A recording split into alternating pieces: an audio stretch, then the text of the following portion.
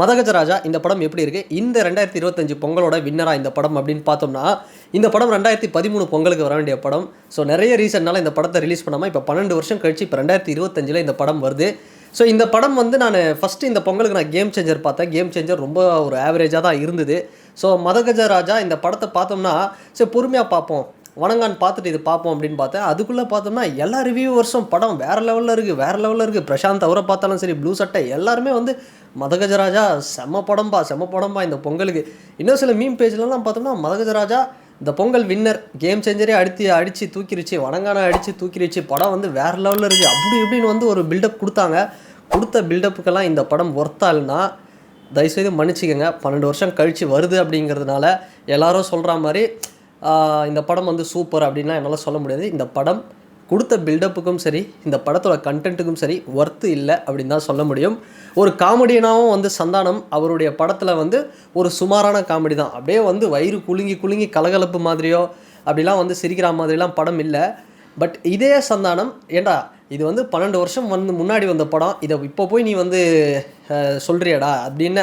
இதே 12 வருஷம் 10 வருஷம் முன்னாடி வந்த படம் தான் விஷால் சந்தானம் காம்போவில் வந்த பட்டத்து யானைன்னு ஒரு படம். பூரியா பொங்கலான்னு டேஸ்லாம் போடுவார் யார், நம்ம சந்தானம் சார். பூங்காவனத்தோட பையன் அப்படின்னு ஃபோட்டோ வச்சுட்டு சுற்றுவார். அந்த படம் பார்த்தோம்னா ஸ்டார்டிங்லேருந்து எண்டிங் வரைக்கும் அவங்களோட விஷால் சந்தானம் காம்போவில் நம்ம சிரிச்சிக்கிட்டே இருக்கலாம், அவ்வளோ சூப்பராக இருக்கும். பட் அது மாதிரி இந்த படத்தில் வந்து சிரிச்சிட்டு இருக்கலாமா அப்படின்னா நிறைய விஷயங்கள் வந்து மிஸ் ஆகுது. சுந்தர்சி ஸோ ஒரு மினிமம் கேரண்டி அவர் படம் வந்து ஜாலியாக இருக்கும். அவரோட படத்தில் டாப் 5 படத்துலையும் இந்த படம் இருக்காது, அவரோட லீஸ்ட் 5 படத்துலையும் இருக்காது.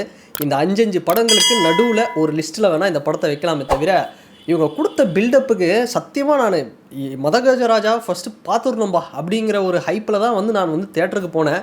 ஃபஸ்ட்டு 20 நிமிஷம் என்ன இது எங்கே ஏதோ சிரிப்பு வரோன்னாங்க, ஒன்றுமே இல்லையே அப்படிங்க தான் இருந்தது. சந்தானம் சில இந்த ஒரு ஃபியூனரல் வச்சு சில காமெடிலாம் பண்ணியிருக்கிறாரு. ஸோ ஓகே, அது நல்லா இருந்ததே தவிர அப்படியே பிளாஸ்ட்டு சிரித்து அப்படியே வயிறு வலிக்கும் அப்படிங்கிற மாதிரிலாம் கிடையாது.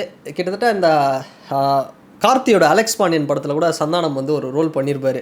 ஸோ அந்த ஜல்லிக்கட்டுக்கு போகிறேன். ஸோ அந்த லெவலுக்கு கூட பெருசாக வந்து காமெடி ஃபஸ்ட்டு ஒரு 20 மினிட்ஸ் இல்லை. பட் அதுக்கப்புறம் ஒரு 20 மினிட்ஸ் கழித்து அவருக்கு அந்த மாமியார் அவங்க 2 பேருக்கு நடக்கக்கூடிய சீக்வென்ஸ் உண்மையாக சந்தானம் வந்து திரும்ப வரணும் அவர் காமெடியாக வரணும் அப்படின்னு பில்டப் கொடுக்குற அளவுக்குலாம் இந்த படத்தில் காமெடி பெருசாலாம் ஒர்க் அவுட் ஆகலை. ஸோ இது என்னோட ஒப்பீனியன்.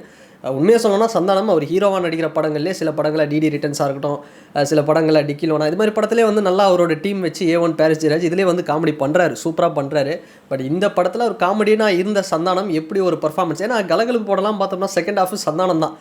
எப்படி வந்து கிரிக்கெட்டில் செகண்ட் ஹாஃபில் வந்து தோனி இறங்கி ஒரு பர்ஃபார்மன்ஸ் பண்ணுவார் இந்தியா டீம், அது மாதிரி வந்து அவரோட பர்ஃபார்மன்ஸ் இருக்கும் சந்தானமோட பர்ஃபார்மன்ஸு.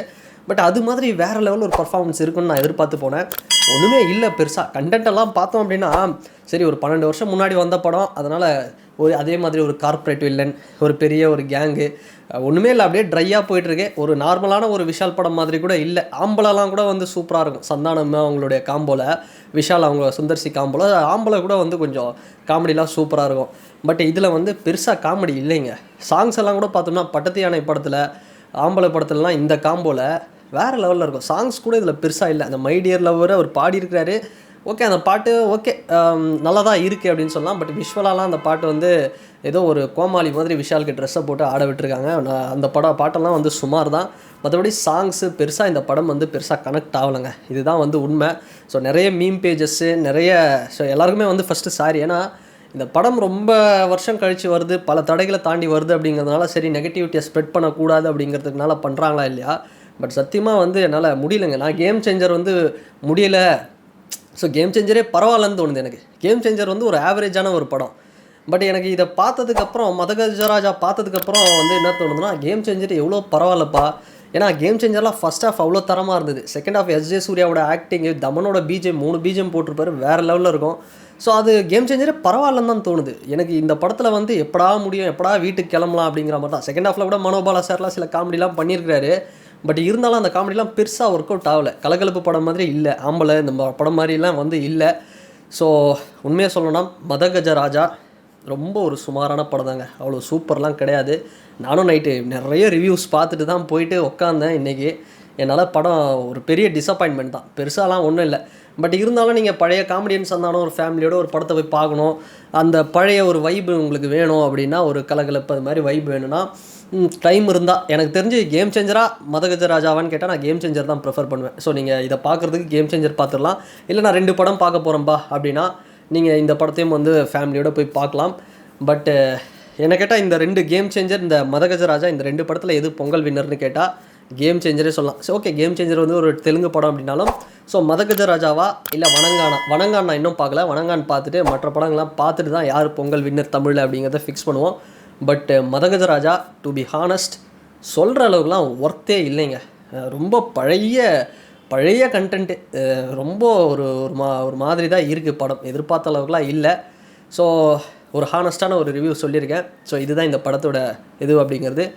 அண்ட் இந்த வீடியோ பற்றின உங்களுடைய கருத்துக்கள், நீங்கள் யாராவது பார்த்துருந்தீங்க அப்படின்னா இந்த படத்துடைய கருத்துக்கள் என்ன அப்படிங்கிறத இந்த கமெண்ட் செக்ஷனில் பதிவிடுங்க. அண்ட் இந்த வீடியோ உங்களுக்கு பிடிச்சிருந்ததுன்னா லைக் பண்ணுங்கள், ஷேர் பண்ணுங்கள், கமெண்ட் பண்ணுங்கள், சப்ஸ்கிரைப் பண்ணுங்கள். வேறு ஒரு வீடியோவில் வேறு ஒரு கண்டென்ட்டில் நான் உங்களை பார்க்குறேன். பாய்.